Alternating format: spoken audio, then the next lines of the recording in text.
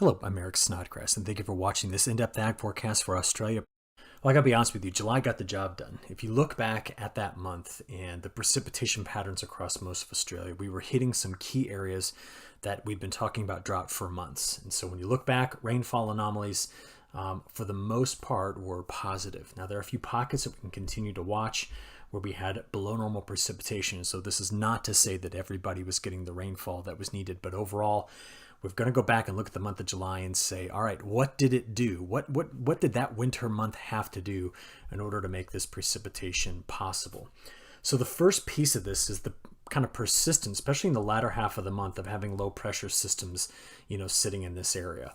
And overall, the presence of those low pressure systems are what drove more frequent frontal boundaries that just kind of came across Australia, bringing with them not only stronger winds, but better precipitation on the whole.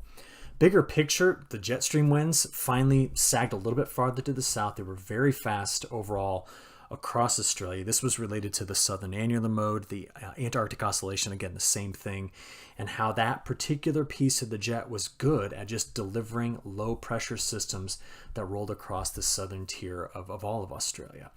Bigger picture, though, I want you to think about it like this.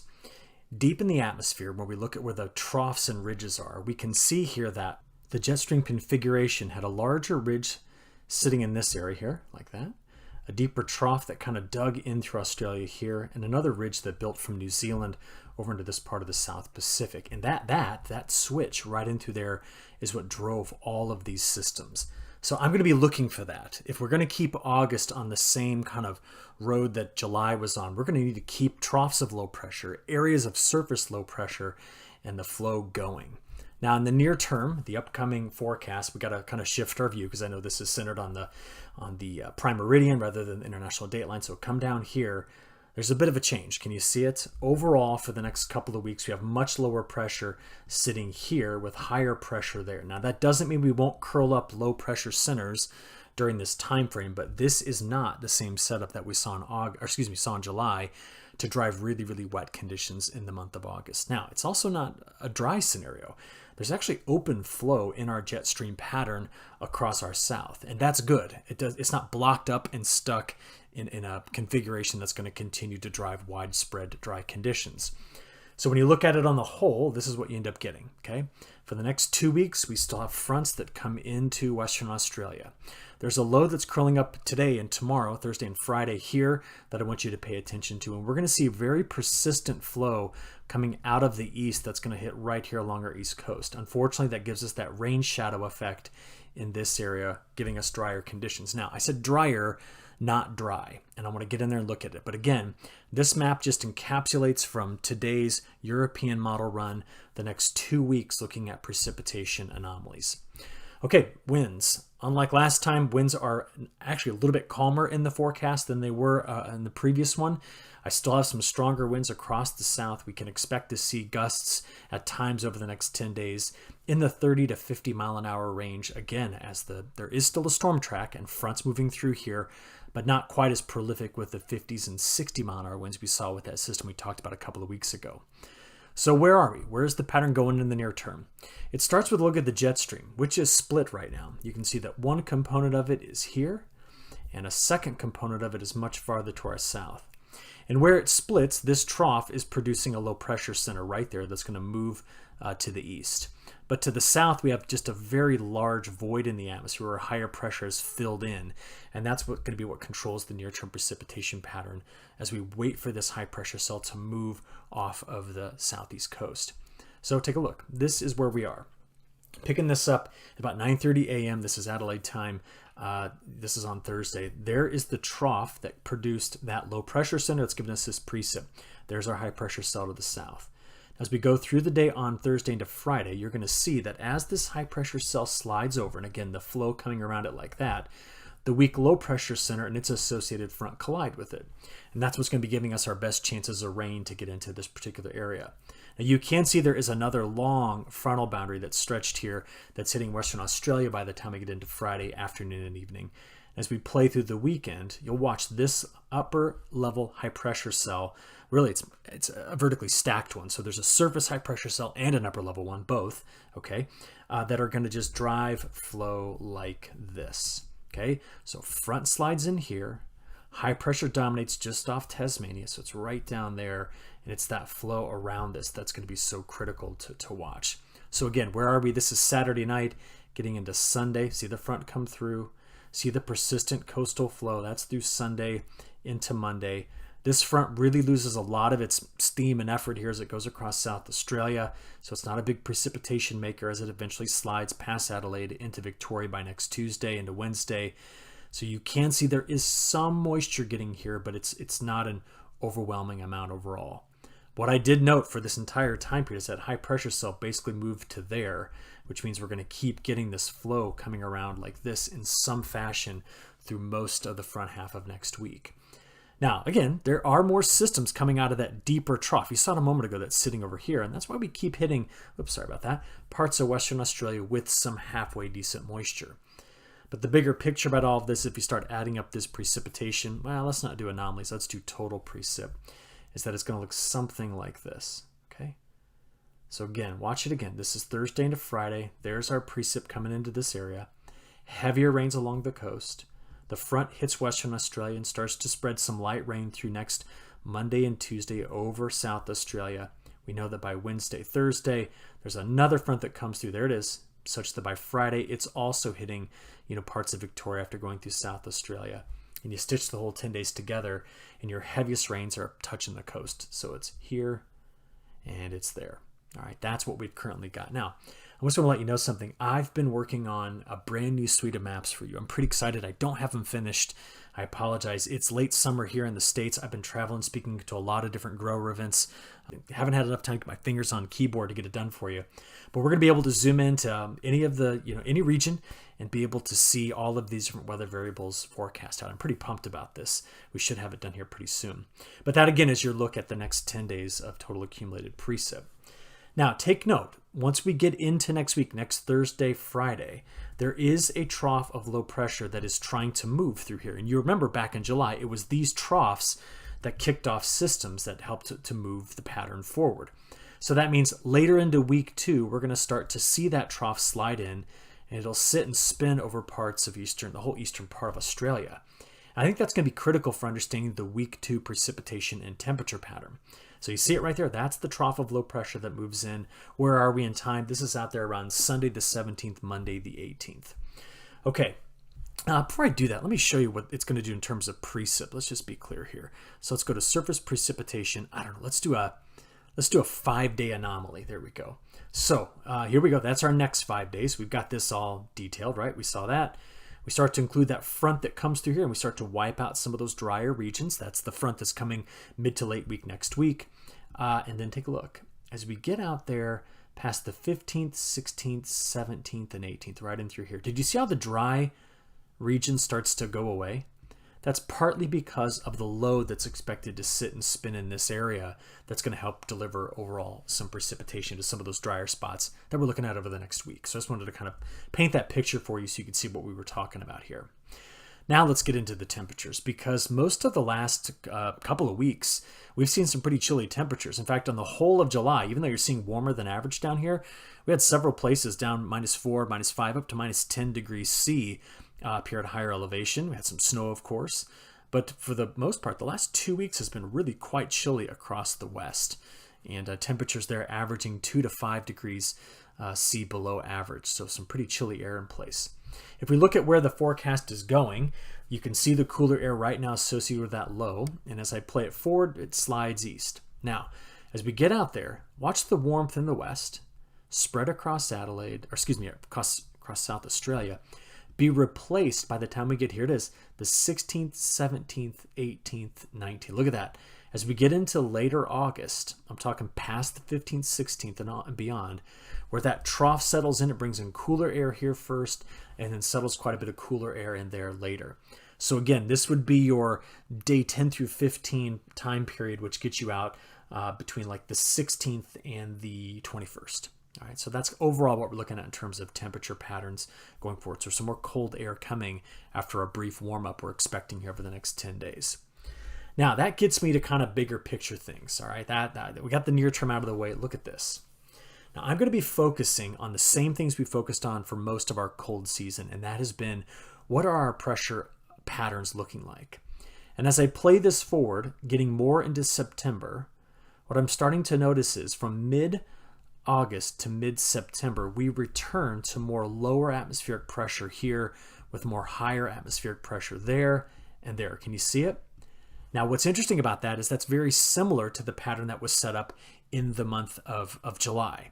So that means I believe that when we get through the latter half of August into the beginning of September, we're going to wake this pattern back up and give us better chances of getting some good precipitation in place. You can also see it if you just look at like the jet stream level height anomalies, like what's going on deep in the atmosphere. Well, I know it doesn't look like much, but there are more troughs of low pressure coming back into this area.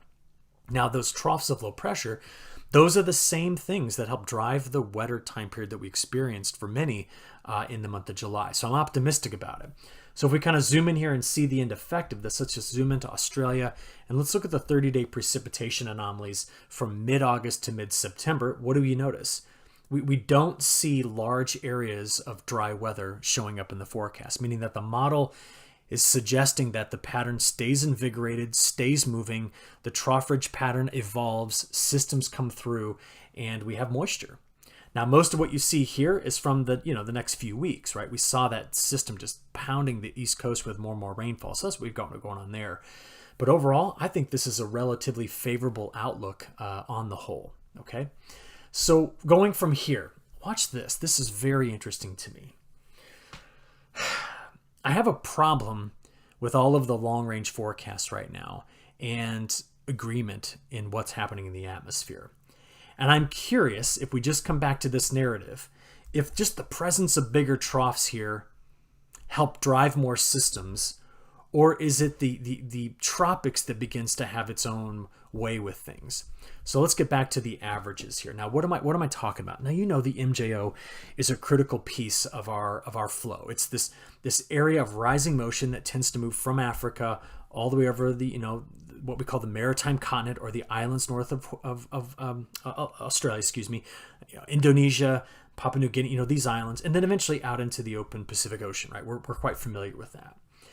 What we tend to look for is any time where the rising motion seen in the blue-greens gets stuck. And if you notice, over the next, this all the way to mid-September, the MJO seems to want to live here, okay? Now, let me tell you why I'm concerned about this. If you take a look at that forecast, and then we come back to this one, which doesn't suggest major dryness, does it? I mean, I don't see a whole lot of dry. In fact, if you look at the 46-day forecast, we've got better chances of getting moisture than we have of being dry. And even if you go look at BOM's forecast, this is their August outlook. Let's see if we can scroll up here. There we go. Better chances of being above average precipitation here, a little drier in Western Australia. Sorry, I didn't mean to zoom there. But take a look at September.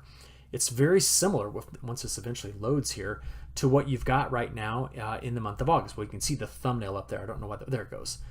All right, so when we see such a wet picture being painted by BOM and by the models, yet I see that the MJO might possibly just get stuck. There we go. That's the ensemble average. Here, I'm going to make a case for you as to why I'm a bit concerned about that. We know a thing or two about the MJO. Here's another way to look at it. The MJO is forecast in 8 positions. 1, 2, 3, 4, 5, 6, 7, 8. Now again, where are those positions? 1, 2, 3, all the way to 8. See that? Now why we're thinking hard about this is that the forecast for the MJO is to live somewhere into phase 2, maybe a little bit into phase 3. And we know something about phase 2 and phase 3. In fact, this is actually a great website that BOM has put together. And I want to show you what history would tell us. If we go to averages, and you come over here and let's just say August to October, okay, what I'm going to be looking for is what happens in phases 2 and 3. This is where we think the MJO is going to be. And overall, during phases 2 and 3, we tend to be drier. That's phase 2, and that's phase 3. So I'm talking about drier, where you see these colors. The wetter phases are phase 5 and 6 and 7. And you're going, okay, does that make sense? Yeah, look where you just, look where we just were. We were coming out of phase 5 at the end of July into phase 6 and 7 late in the month of July. See the dates on there? We were just there, and that's what gave us this. Okay, see that? So what I'm concerned about is, let's say that the models, where did I put it, are right, and we do go into a lot of phase 3. Well, here it is again. What's phase 3? Phase 3, when you look at the averages, is a drier phase in a lot of these areas, and you tend to have more wind coming across like this, which means the coast is wet, the interior is drier.